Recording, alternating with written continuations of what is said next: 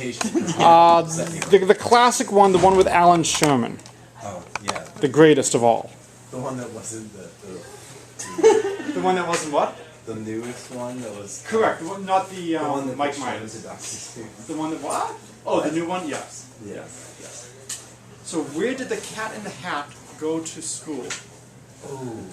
That's the cultural question for today. Where did the Cat in the Hat? Well, it's greatly believed. I know that's good. I'm thinking of the different one of the Dr. Seuss. Where did he go? I would have stressed it was the same. Was it one of the other? Because So- I read every Dr. Seuss book. I'm gonna Well, go too many times. Amherst. No. Princeton. No. William. So I went to Princeton, so I basically get to wear this 2 days a year, on commencement and on Halloween. And so like the Cat in the Hat, I do have hoodies in my hat hoodie. So feel free to grab anything you want, pass it around. You know, anything you don't need goes to 372. So we should need it. all of So you don't have to eat all of it, but we'll see which class I get better, you know, scores at the end of the semester. The other thing is, I was talking with some people in 372 about what I can do to get people to actually email me when you make comments in class, because most of you are not. And when I'm writing letters of recommendation, it now hurts. I will start an M&M policy. I was asked to treat you like my kids. If you email me, you get an M&M the next day in class. Like a solitary Hey, for Kim, that's still enough. A singular M&M? Can it be a peanut M&M? If everybody here has no peanut allergies, yes, but if there's even one person, I do have to be careful, unless it's... Oh, sorry. Okay. Caught myself just in time. Alright, so you may pick up a solution key to the homework, even if you have not already handed in the homework. You are on the honor system not to look at the solution key until you are done working on your homework. We're about to start getting into the big inequalities. And so the first inequality today is Markov's inequality. And then we will see a nice consequence of Markov's inequality, which is Chebyshev's inequality, which is really Markov's inequality applied to a good random variable. And so here is the question. Let x be a random variable with mean mu less than infinity. Right? So all I'm telling you is that the mean exists and is finite. We want to bound the probability that x is greater than equal to some number a. Now I have left out a condition. So this is your chance to impress me with your reading. Who remembers the condition I left off for Markov's inequality?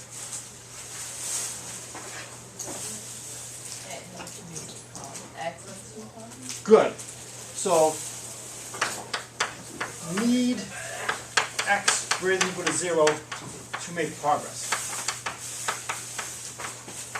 So again, whenever you have, and remember, if you email me, you can be the first to get the M&M.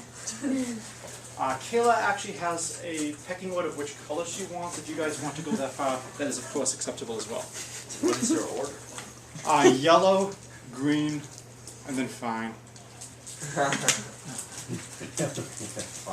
So, why do we need x to be greater than or equal to 0? So again, whenever you have a statement, you always want to ask yourself, how important are these conditions? So I want to be able to get a bound for the probability that x is greater than or equal to a. And again, I know I'm sounding like a broken record. Most of you will never use Markov's inequality in your life. It's sad. But the thought process is important. So let's try to imagine a situation where we do not have x is greater than or equal to 0. And try to see what kind of situations could we have. So can somebody give me a really good value for the mean to take on? What would be an easy case to try to analyze? Yes? Mean equals 0? Mean equals 0. All right, that's worth like a quarter of an M&M. Okay. Percentages and get a whole one. Exactly. All right, so mu equals 0. Okay.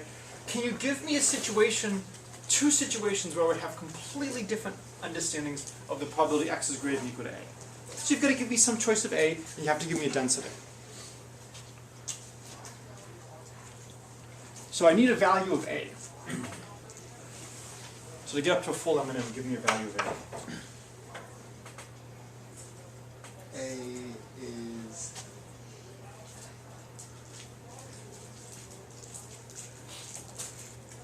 Negative infinity? I was about to say any answer would work.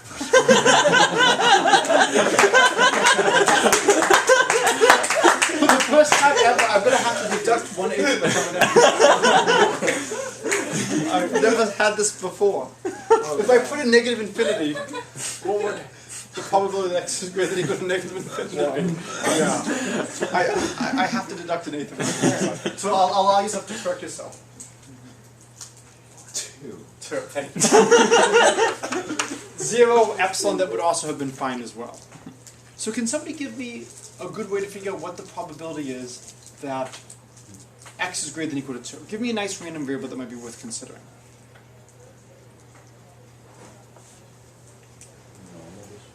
Okay, so I could take the normal, but that's going to be a lot of work to calculate what the probability is. Yes. Beautiful. Okay, uniform on where? 0 to 3, so that it's Well, I have to have mean 0. negative 3 to 3. So I could do uniform on intervals. Let's do uniform on -1, 1. Then the probability is what? 0. Let's do uniform on -3, 3. What's the probability? 1/6. 1/6. So we could go from 2 to 3 on each side. So now probability is 1/6. What do you think the largest it could be is? How large do you think we can make the probability? Yes. Very close to a half. Very close to a half. So for instance, let's say it's 5 and -5 with probability 1/2. So in fact, I could do a little bit better than very close to 1/2. What can I get? I can get 1/2. Can we do better? Can we do better than 1/2? Yes. Yeah. Just make one of them really small and the other above 2. And weight the one above 2 with much higher probability. Ah, good. So what we could do is here's 0, right? Here's 2. I could put almost all of my mass just past 2, or just before 2. And so if I want to have the probability very large, I want it to be just past 2. So let's do 2.1. And I can put 99.999314% right there. I need to have mean 0, so all I have to do is I have a small percent left, and I just put it very far off in negative land. Right? And so if I go sufficiently far down over here, sufficiently far, I can make it have mean 0, but the probability that it is greater than or equal to 2, I can make it as large as I want, as close to 1 as I want. Can I make it exactly equal to 1? Yes. As your sufficiently far bound approaches negative infinity. Oh, so you're still obsessed with negative infinity. But can I ever choose and get it to be exactly -1? No. I mean, to be exactly 1, to be exactly 1. No. Because the mean is 0. So if the mean is 0, either all my probabilities are 0, or I have to have some probability in the negatives. So I can get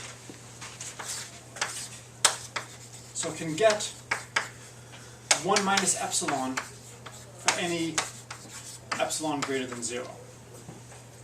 I can get the probability as close to 1 as possible. Okay?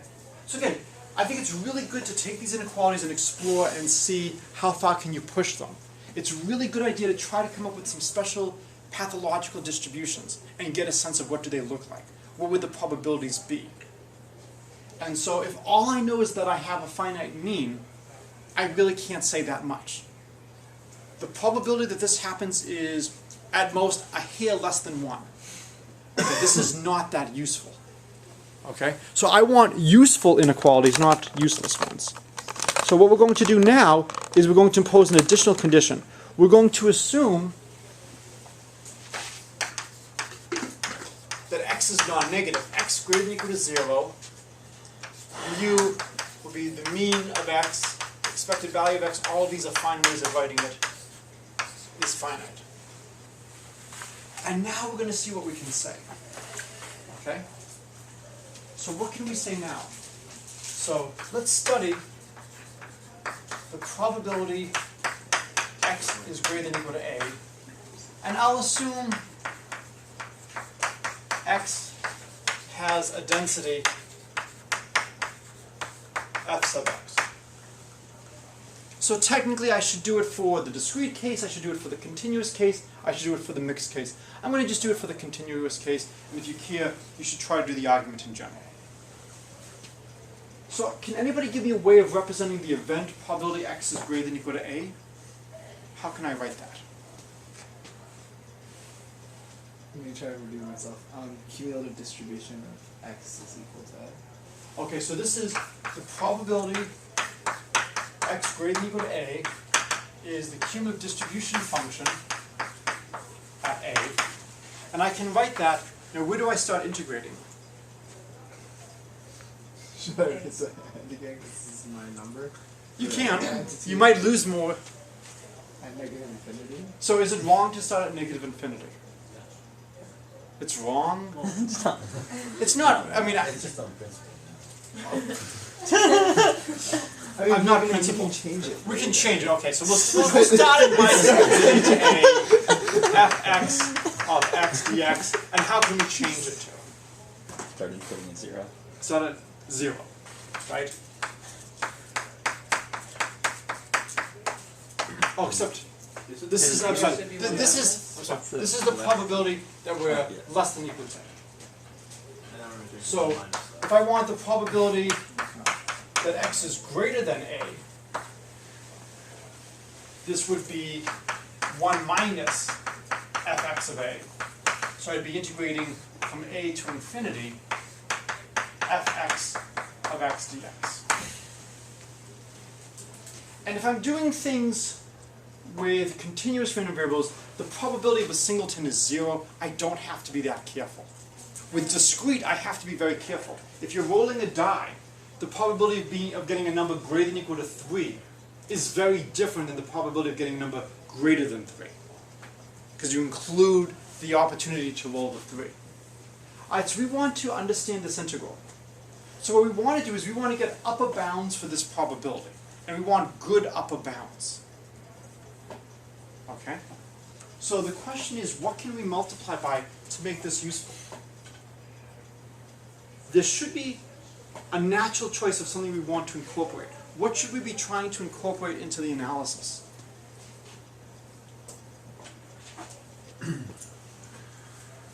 The mean, right? The only thing I'm telling you is it has finite mean mu. We should somehow get the mean into this problem. How do you get the mean into a problem? Multiply by x. Multiply by x. Am I allowed to just take this integral and multiply by x? No. Could that make it smaller?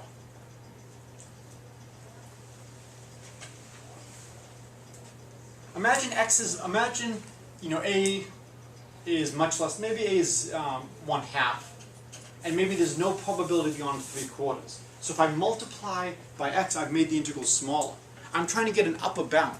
I can't afford to make things smaller. I can't just shove an x in here.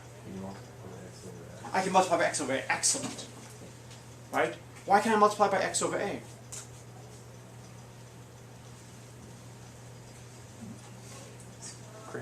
Yeah, because x is always going to be greater than or equal to a. So this will be less than or equal to the integral from a to infinity of x over a fx of x dx.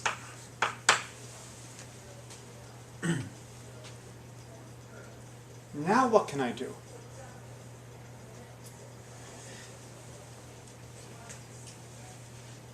So what can I do now? Yes? You look like you're halfway to answer, Greg. Yeah, I feel like I must have flipped something in my head. Why is x over a not going to mess up our progression. Because the integration starts at a, so x has to be at least as large as a. Okay. So this is since x is greater than or equal to a in the region.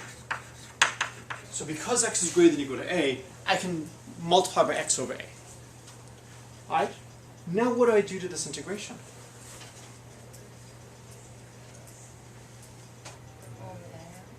I can pull out the a, and what else can I do when I pull out the a? So if I pull out the a, I'll have 1 over a integral from a to infinity of x fx of x dx. There's a lot of x. What can I do? Change the bounds. We're trying to get something in terms of the mean. What is the mean? The mean is integrating from 0 to infinity. And this is where we use the fact that it's non-negative. If it could be negative, if I bring a all the way down to minus infinity, then I could be making the integration smaller. But because x is greater than or equal to 0, I can extend the integration down to 0 and stop. So this will be less than or equal to 1 over a, the integral from 0 to infinity of x fx of x dx. And what does that equal? That's just the mean divided by a. So we can isolate the following. This is Markov's inequality. So Markov's inequality, x greater than or equal to 0, the probability that x is greater than a is less than or equal to the expected value of x divided by a.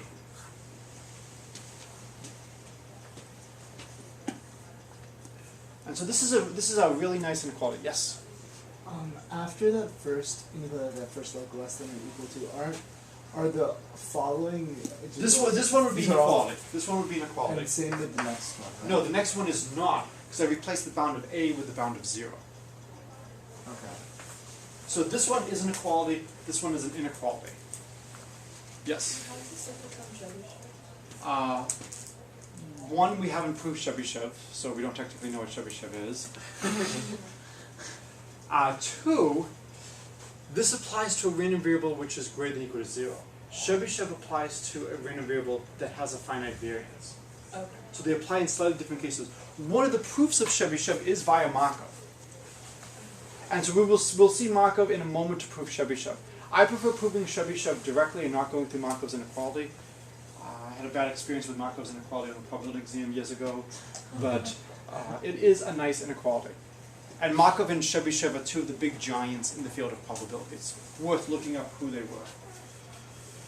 One more thing to talk about is let's always look at units. So if we're measuring x in meters, the expected value of x is in meters, a is in meters. This is a unitless quantity. Good. That's a reasonable thing to then get from my comparison. So x, the expected value of x over a, this has the right units.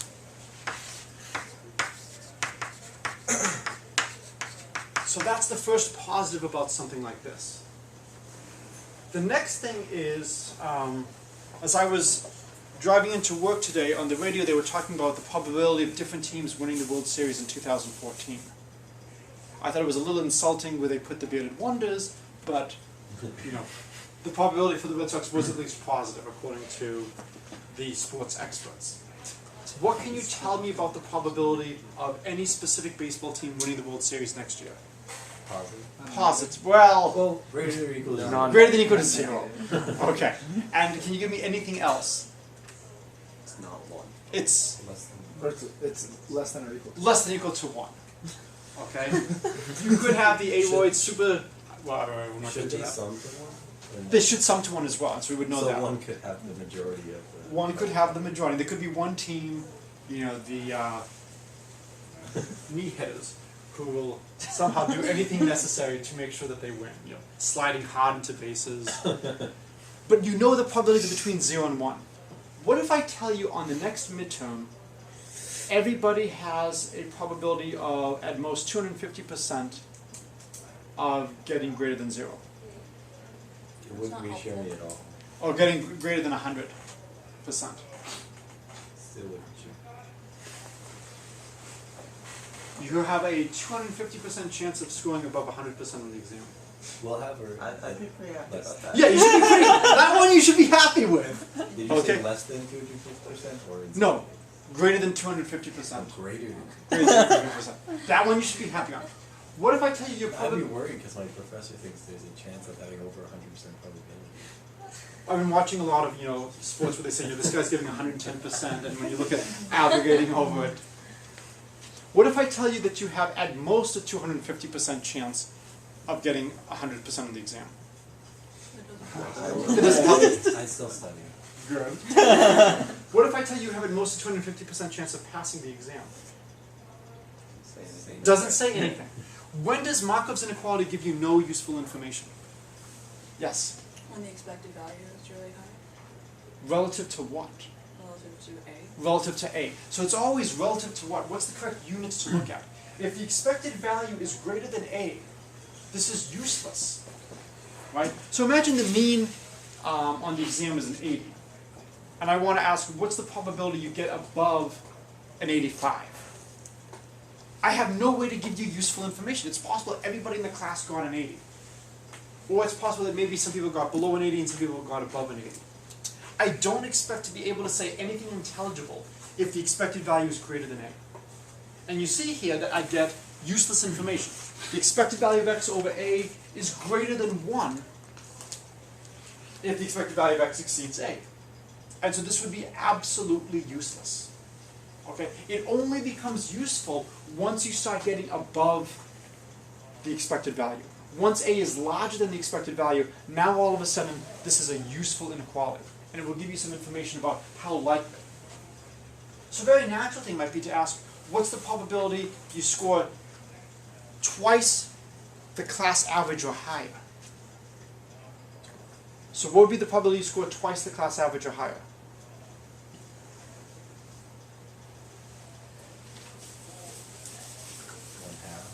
One 1/2. half. Less than 1/2. At most 1/2, right? You can't say 1/2. I mean, I love that confidence, but the probability that you score twice the class average is at most 1/2. What's the probability you score 3 times the class average?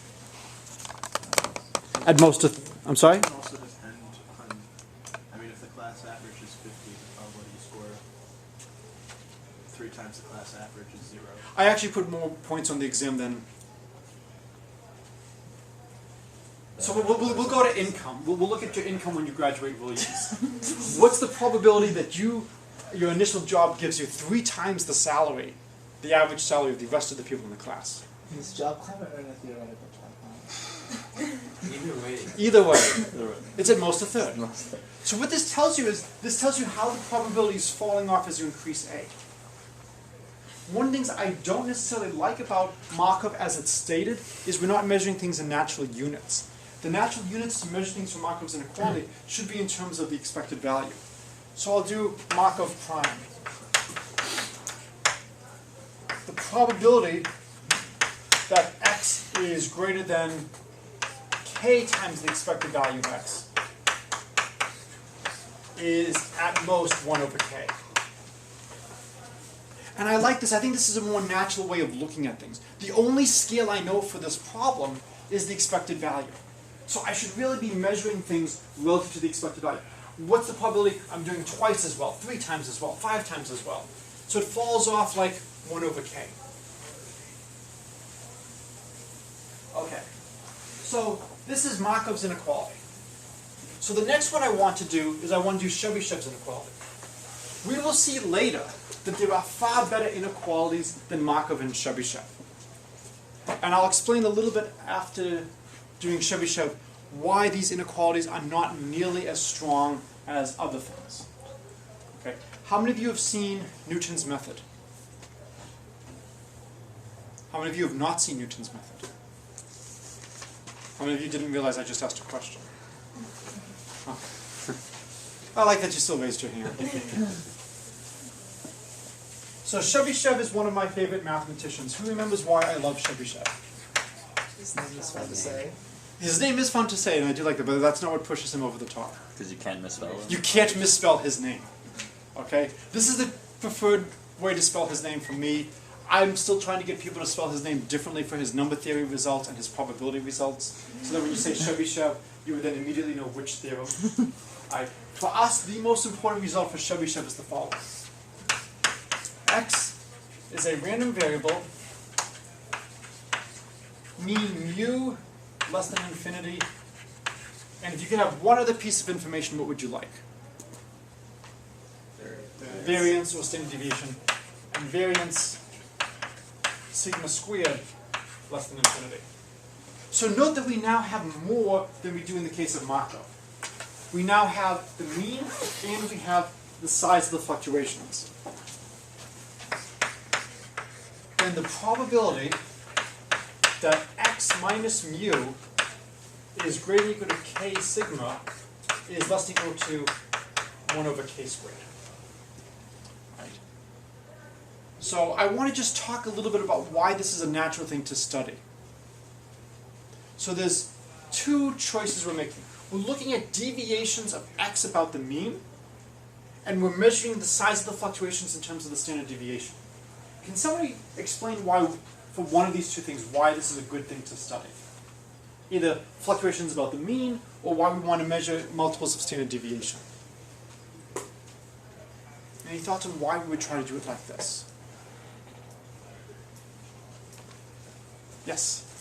It measures how well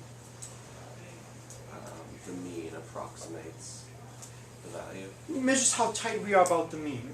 And the only value we know is we know its average value has to be mu, so it seems natural to measure fluctuations away from that average value. Okay, why do we want to measure things in terms of multiples of the standard deviation? Because the standard deviation is how our probabilities are distributed. Close. What do you mean by probabilities are distributed? You're close. The average, this spread from... The spread, right. You gotta be careful. You can't use words like average, but it measures the scale of the fluctuations. So if this is measuring the scale of the fluctuations, and this is the point we're fluctuating about, this is a really natural quantity to look at.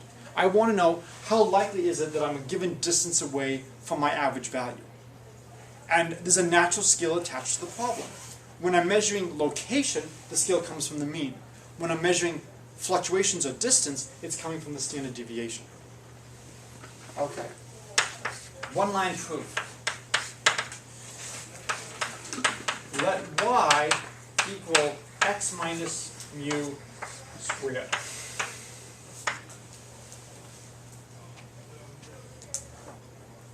Okay. Now what?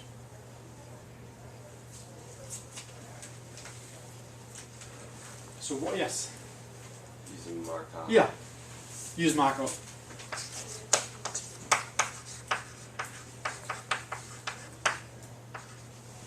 What's the expected value of x minus mu? X minus mu squared.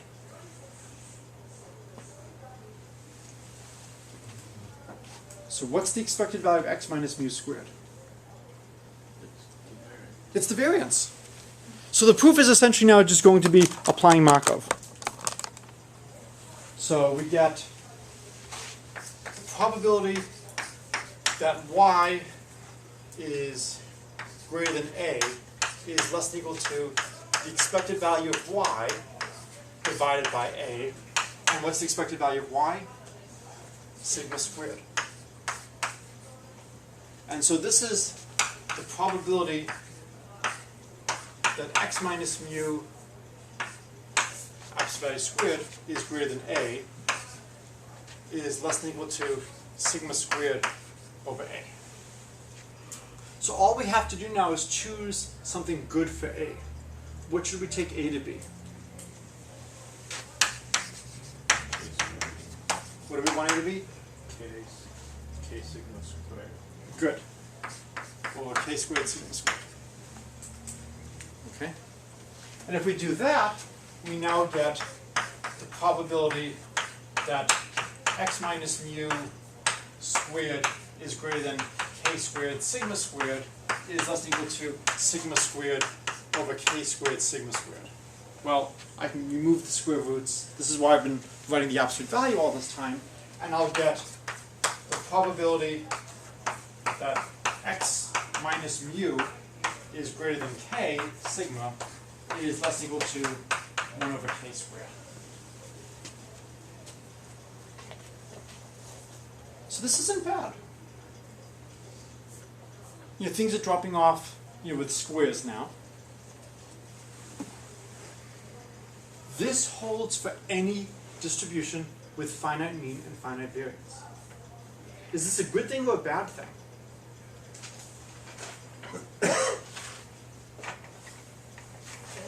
I'm sorry? Both. Both. Safe answer.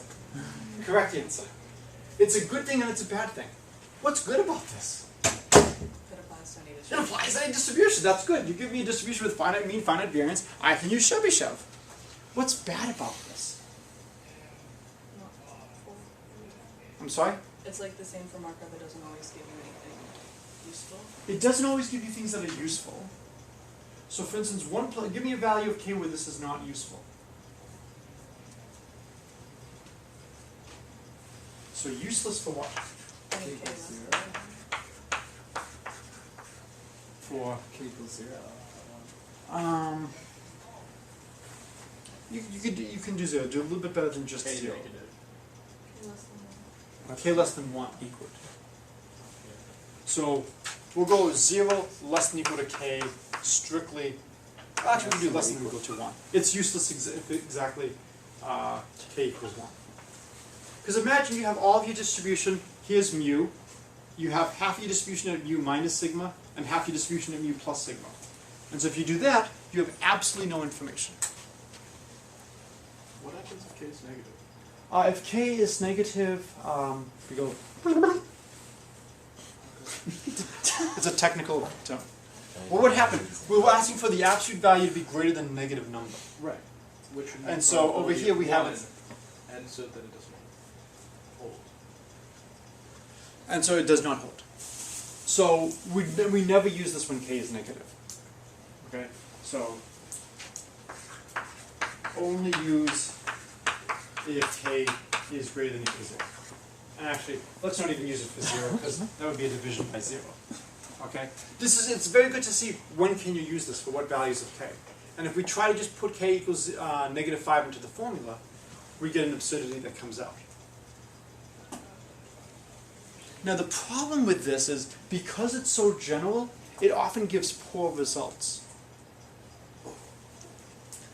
So, let's do an example.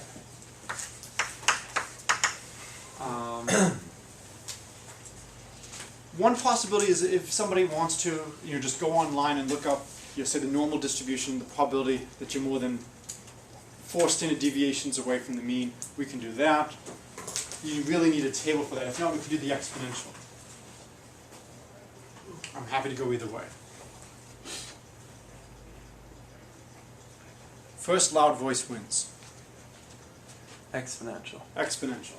Fine. Now, let's tweak it a little bit. Let's use a Laplace. So fx of x is 1/2 e to the negative absolute value of x dx. Oops, sorry, just. And by doing this way, I have something that's symmetric. Why do I want to do this rather than the standard exponential? Well, if I do it like this, I immediately know that the mean is 0. And that'll make the analysis a little bit easier. So the mean is 0. This was one of the problems on the midterm. Anybody remember what the variance is? Remember what I thought it was? Did you get it right? No. Was the variance 1? I think the variance for this is 1. Okay. You have the solution key on you for the midterm? Alright, so we will operate under the assumption that is 1. We will wait with eager bated breath. But if not, all we have to do is just calculate, sigma squared is equal from minus infinity to infinity of x squared times 1/2 e to the minus absolute value of x dx, which becomes twice from 0 to infinity. The twice cancels the 1/2. And we get the integral from 0 to infinity of x squared e to the minus x dx.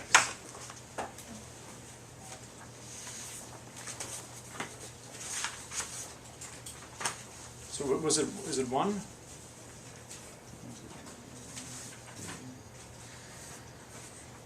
It's 2a squared. Is it 2? Yeah, The so standard deviation two. is 2a squared. Okay. So, With the standard deviation or the variance? alright. So the variance is just 2? I think so. Okay. We integrate by parts. I can see a 2 coming down. That seems reasonable. Alright. It's 2 by decree. It's 2 by decree. Alright. So we'll declare it to be 2. If we integrate by parts, it seems quite reasonable. So now, how would we calculate, what would be a good choice of k? So if the standard deviation is 2, that means if this variance is 2, the standard deviation is square root of 2. I think it's standard deviation. I'm strictly looking at the answer key. I think it's standard deviation is 2, variance is 4. Alright, let's do the calculation. This is we're in too much danger. We have the integral from 0 to infinity of x squared e to the minus x dx.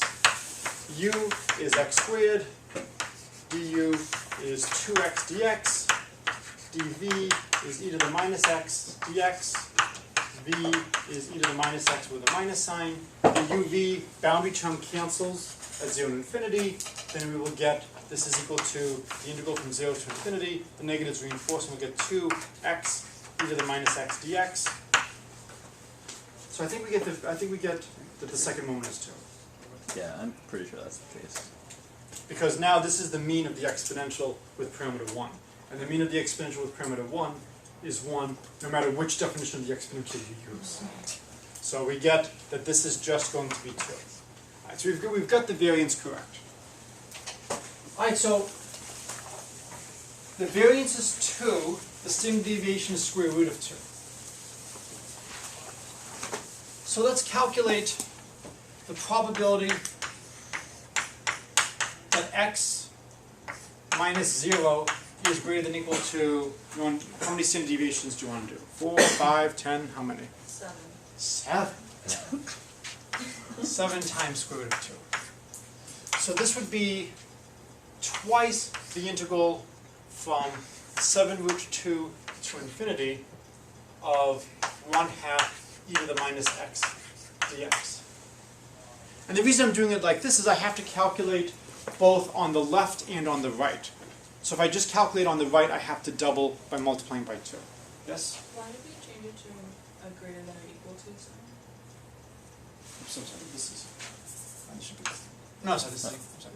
I meant within Over the- here? Yeah. It doesn't really matter when using continuous random variables because the probability of a singleton is 0. Okay, so if we were using a discrete... If we were using discrete, we'd have to be very careful. Because when you're rolling a die, if you say greater than or equal to 3 or greater than 3, it's a very different event, Okay, so depending on what you're looking for. depending on what you're looking for. So here, I really should be integrating from minus infinity to minus 7 root 2, and then from 7 root 2 to infinity. But by symmetry, I just have to do from 7 root 2 to infinity and multiply by 2. Alright, so this isn't so bad. The 2's cancel. I get the integral from 7 root 2 to infinity of e to the minus x dx. So this is just going to be e to the minus 7 square roots of 2. Right? I did not prepare this example ahead of time. If somebody can calculate e to the minus 7 root 2. Root 2 is about... Wait, why is the metric around 7 root 2? What would the... what I'm calculating is I'm calculating these probabilities. Here's 7 root 2, and here's minus 7 root 2. And I'm calculating the areas of these two pieces. And so the answer is approximately...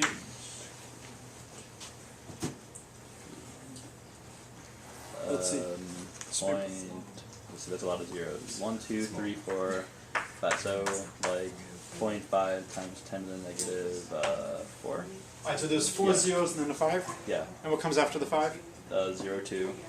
Okay, that's enough. Yeah. Alright, so it's 0.000502. Alright, And we're calculating area or probability? well, probability. Okay. Yeah, the probability that we're greater than or equal to 7 root 2 away from the mean is just the integral from here plus the integral from there. Let's see what Chebyshev says. Chebyshev says it is less than or equal to 1 over k squared. And what does k equal? 7. So get less than or equal to 1 over 49, which is approximately 0.02. oh, 0.02. If it was 1/50th, it would be exactly 0.02. Right?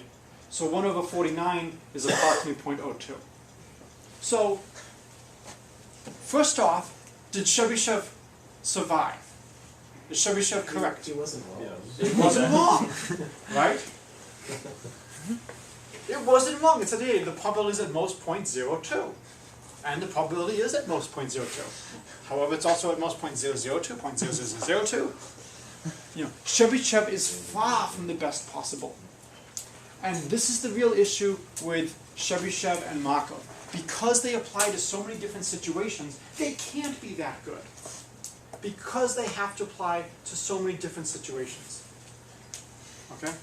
What I want to do now is I want to review something from calculus, which hopefully you've seen before, to kind of motivate the issues we have here, and to just give you a little bit of a motivation of why we're going to prove the central limit theorem later in the semester, and what the central limit theorem will gain us.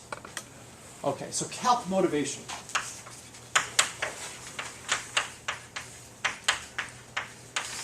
So how many of you can solve a quadratic equation? How many of you are busy writing down and couldn't answer the question? Okay. You can all solve quadratic equations. There's a formula for the cubic, there's a formula for the quintic. There is no formula in general for degree 6, I'm sorry, no, for cubic and quartic, there's no formula for the quintic and higher. Degree 5 and higher, we can't write down a solution in terms of the coefficients. How many of you have taken linear algebra, a prereq for this course? How do you find the eigenvalue of a matrix? Solving the polynomial. Oh! Okay, just shoot me instead, okay? If I give you a 100 by 100 matrix to find the eigenvalue, let's see, determinant of a minus lambda I expand it out, I get a polynomial of degree 100.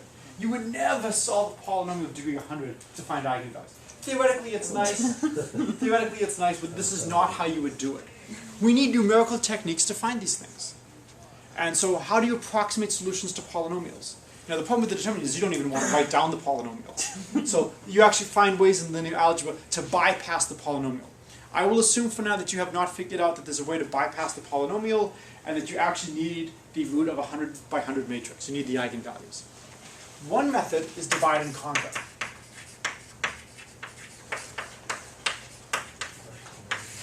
And there's a lot of board games where you do strategy like this. Diplomacy, I think, is a great example.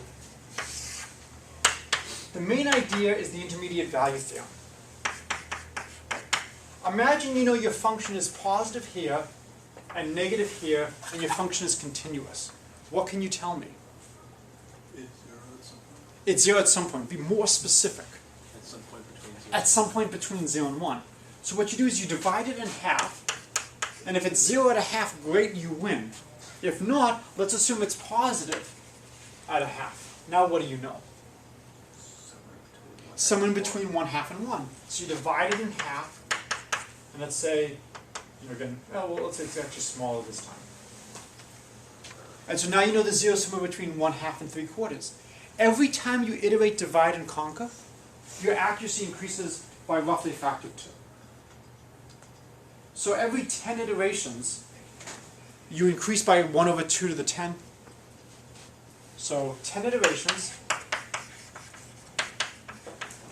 that gives you 1 over 2 to the 10th. Approximately, what is 2 to the 10th? 1,000. 1,000. It's approximately 10 cubed. So you get 3 digits every time you use divide and conquer. Yes? What does the height of the dots signify? The way we use divide and conquer, we typically don't use much information about the heights, but you could try to do a refined divide and conquer by saying, well look, if it's really large here and it's really small here, maybe I don't want to try the midpoint. Maybe I think, could be a little bit closer to 3/4. So there is the possibility of doing a dynamic divide and conquer, where you use the values of the function to do a more intelligent job guessing. All I need to know for divide and conquer is the ability to determine what the value of the function is, or really what the sign of the function is. Many of you have not seen Newton's method. I'll just briefly say what Newton's method is. So let's say f is continuous, differentiable, and then you have the following algorithm. So what I do is I take an initial guess, and then I construct the tangent line to my function at the guess. And I replace the function with the tangent line, and I see where does the tangent line hit the x-axis. And I claim that that's my root. Now, of course, in general, this will not be the root. I'm assuming I can replace my function perfectly with the tangent line. Do you think I can perfectly replace it with the tangent line? Perfectly? Where's the tangent line a good approximation? Locally. Locally. Close to this point, the tangent line is a good approximation. So what I do is when I get over here, I do the lather, rinse, repeat method. I now look and see, well, okay, my guess was this value of x. Here's the actual value.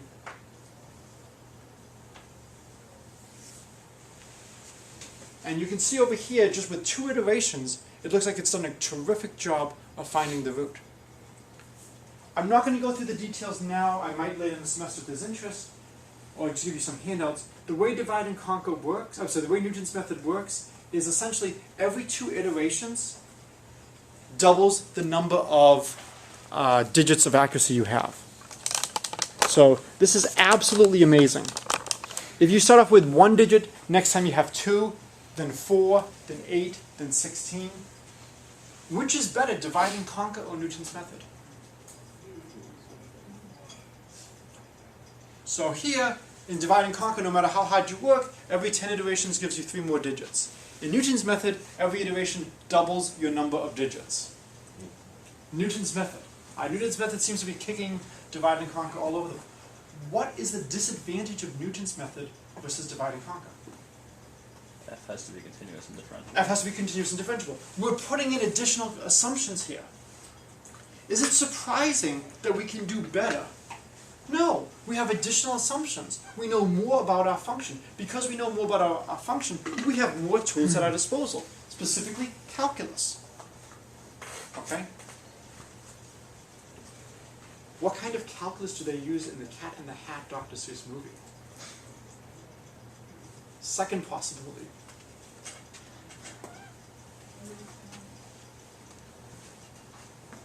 At least this means nobody was Googling the Cat in the Hat or quietly watching the video during class.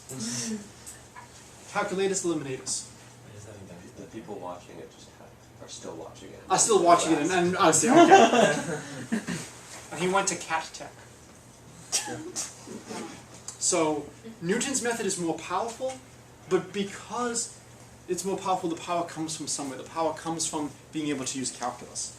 And so if we don't have calculus at our disposal, if we don't have a nice distribution that's continuous and differentiable, then we have to use something like divide and conquer, which is much slower.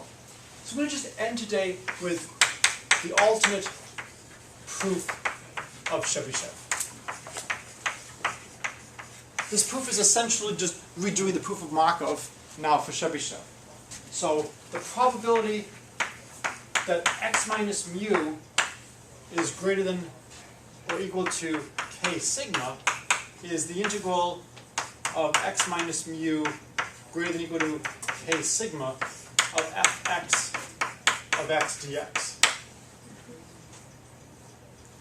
This is less than or equal to the integral over x minus mu greater than or equal to k sigma of x minus mu squared over k squared sigma squared fx of x dx. You should basically be saying, hey, this looks a lot like Markov's proof. Right? I'm just putting in a quantity here which I know is greater than or equal to 1 in the region I care about. Because I'm only integrating over x, where x minus mu in absolute value is greater than or equal to k sigma squared. Well, now what I can do is I can pull out the 1 over sigma squared, And now I can just extend the integration to be from minus infinity to infinity. And so I'll pull out a 1 over k squared as well.